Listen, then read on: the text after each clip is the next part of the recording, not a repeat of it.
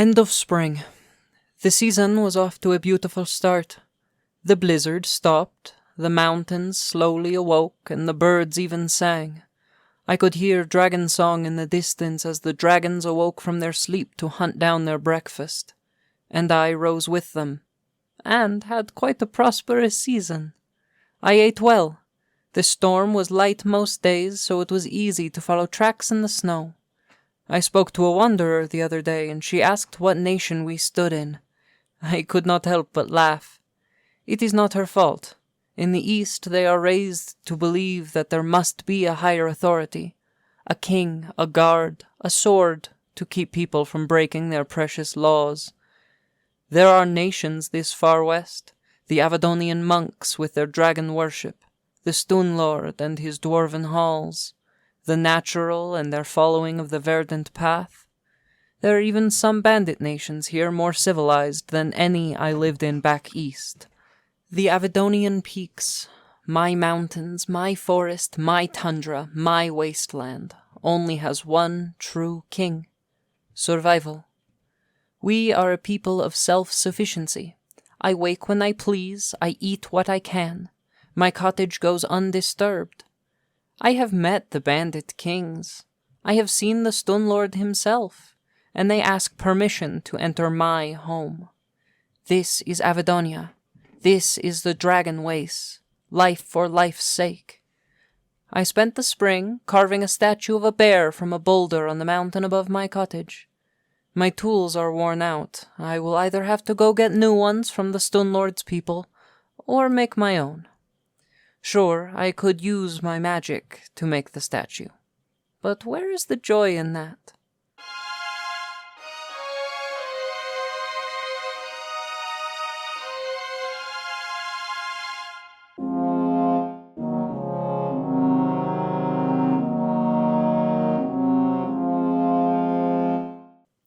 End of summer. The Stunlord's people were kind enough to give me new tools. They occasionally come by asking for directions anyways, so it felt like a fair reward. It's funny, I'm not sure I've seen a coin in 20 years. I came out here as a young girl, fleeing the mission of St. Martias, fleeing mage breakers and witch hunters. My magic was so simple back then. I asked the snow to stop, and it would. I asked the animals for directions, and they would provide. Now it seems to come slower. I am far more powerful. I have learned my font, my own rhythm and motif are now things I am intimately aware of. I have learned cosmic magic, out here alone in the wild. However, there is something about my world speaking when I was a child that was just so effortless. I finished carving my bear. It certainly took long enough. Now it stands 30 hands tall and helps me find my way home. It seems the dragons like it, as one of them watched me work on it all season. Her dull green scales and yellow eyes would have been hard to spot if the snow didn't make her stick out so vibrantly against the tree line. It reminded me to visit Florian, so I took the 4-day trip to see the old great dragon and sit with him for a while. We talked of magic, of freedom, and of the true ways of this world. Never a simple conversation with that one. I have seen so many dragons here in the West. None like the great dragon. Not only does he speak the merchant's tongue, he is colossal, mountainous. His region of the valley is so tranquil. It never snows there. It's lush and overgrown. He sent me home with a few bags of edible plants. I will be eating well in fall, it seems.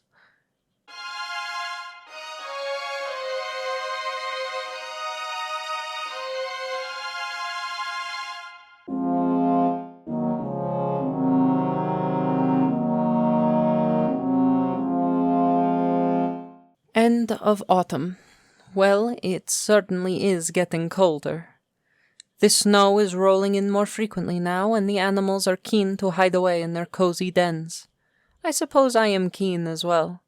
Aside from hunting and bathing, I have spent most of the season around the cottage. When I found this place as a girl, it was a mess. The ceiling was collapsed, the floor was filthy. Now she is restored, a perfect cozy home for one such as me. True, it would have been easier to purchase my furnishings, to ask the Stunlord's dwarves for aid. It feels rewarding to curl up in my throne, my chair, made by my hand. It feels perfect in my bed because I made it. I found an old wizard tower, seemingly from the last era. I collected some books from it, emptied the old spell bottles so I could wash them out and reuse them. I wonder if this mage lived as I do, proud of their life lost in the solitude. I care not for people, if I am honest. I don't want more than this, and perhaps this magician felt the same. I've been working my way through their old books, learning some new tricks, but mostly just enjoying reading their journals. It seems they were a bit of a gossip, though I do not know who these people are. Reading what the magician thought about them is incredibly fun for me. In my enjoyment of this prolific writer's inner thoughts, I have failed to collect everything I will need for winter. A shame, but I am sure it will pan out. I have survived decades in this place, and it always provides. A keen eye and a willing spirit is all it will take.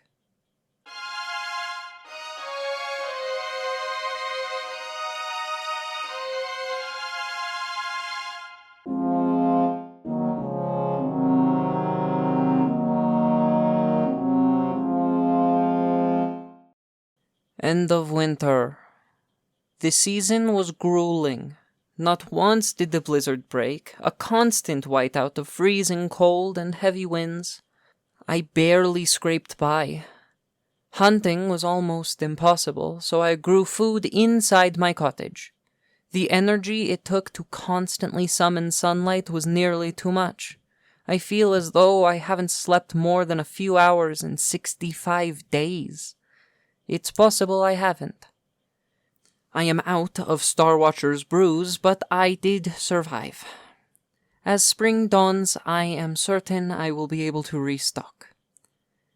I heard an odd sound, though, that I can't get out of my mind. When the dragons fled to this place, I wasn't even born yet. I don't recall the days when groups of dragons would stalk villages and cause problems for kings. However, I have heard one die before. I was a little girl, becoming a sister. I didn't know I was a mage yet. One night, a dragon attacked the abbey I lived in.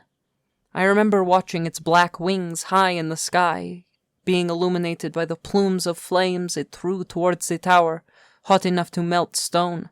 The knights managed to kill it. The scream the beast let out as it fell. I believe in survival. If a beast means you harm, you must fight. But that sound still rings in my mind. I heard its dragon song, my awakening moment as a sorceress. But the pure, pained, bestial cry, it was enough to deafen out the dragon's personal motif. That was the sound I heard. I was almost asleep, so I cannot be certain it wasn't a dream, but in the middle of the night I swear I heard a dragon die. The dwarves leave the beasts alone. The natural feeds them. The monks worship the dragons. I suppose someone from the east could have come here to kill a dragon, prove their mettle, bring back a trophy, show how big they are. But I don't know.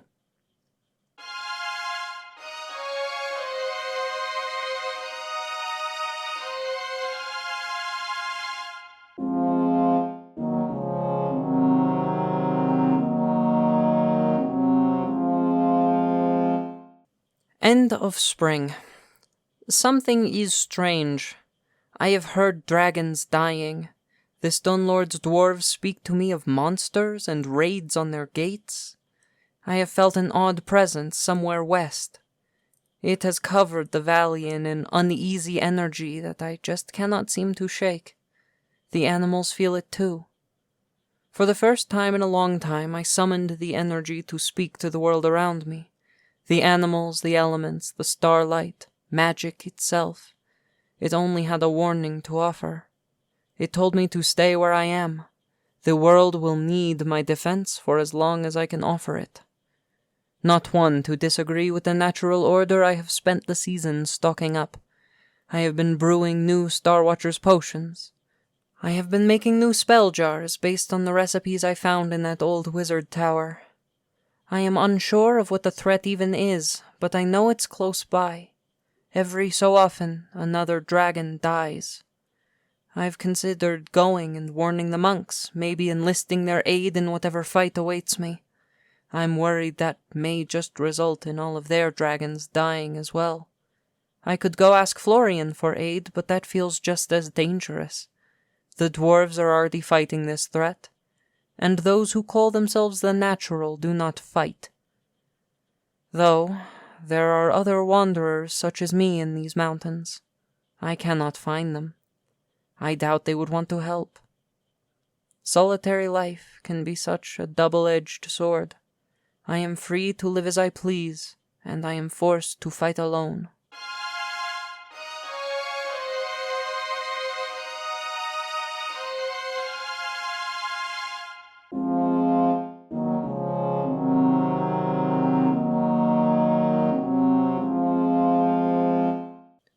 Summer.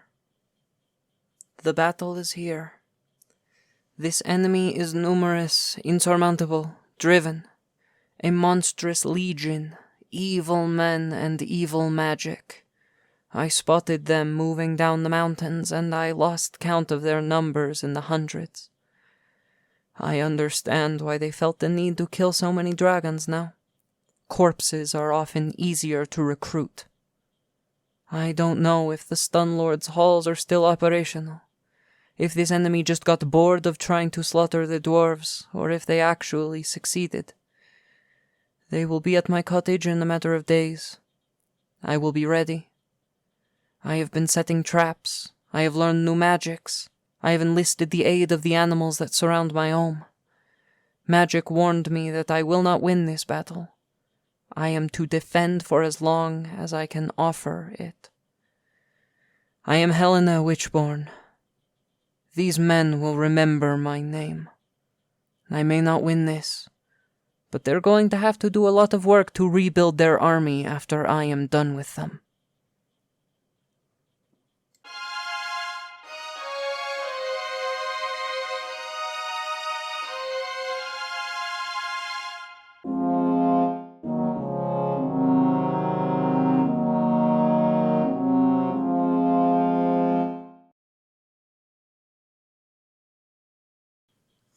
Lorelei Vistas is a companion story to Legends of Lorelei, produced by Livewire Stories. This show is written and produced by Gwen Fullman. The music you heard in this episode was composed by Gwen Fullman and produced by Calamity Alex on YouTube and Spotify. The narrator for this episode was played by Gwen Fullman. If you enjoyed this episode and want to hear more, please consider subscribing to our Patreon at Livewire Multimedia Stories to receive episodes a week early for only $2 a month. Check out our website at livewiretabletop.wixsite.com/livewire. Subscribe to us on YouTube, or join our Discord in the description below. The best way you can support us is by showing this to a friend. Thank you.